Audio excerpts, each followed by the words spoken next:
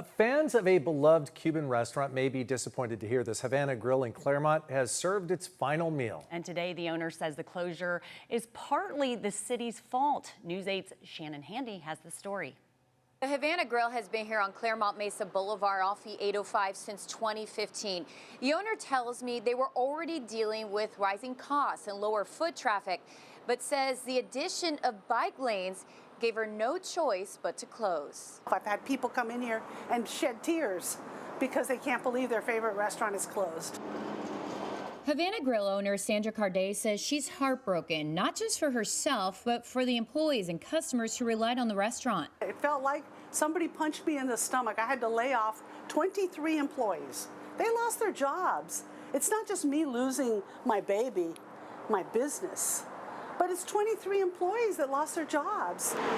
The restaurant shut down last week. Sandra posted a sign explaining why, saying they were already dealing with higher costs and slower sales. Then, without notice, the city added a bike lane, eliminating much of their parking, leading to even fewer customers coming in. There are no side streets here. It's just the off-ramp from the 805 and no side streets. So there's no place to park. And nobody even did a study, I don't think. Nobody came to ask me. Sandra says the shared parking lot fills quickly. She questions why this stretch was chosen, especially when you consider how fast cars drive along Clairemont Mesa Boulevard and the fact the bike lane ends less than a block away. It makes no sense. It stops right there.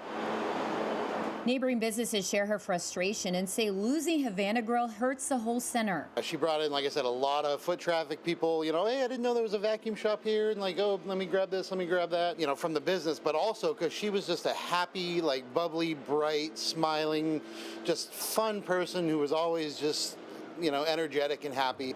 Sad that she's not going to be around anymore. Sandra says she's reached out to city leaders but hasn't heard back. Adding to the frustration, she renovated the restaurant just months ago. It felt like a loved one died. In here, it felt like somebody died. Sandra is encouraging customers to visit their other location in Mission Valley. Meantime, I did reach out to the city for comment, but because of the holiday, was told not to expect a response until next week. Reporting in Clairemont, I'm Shannon Handy for News 8.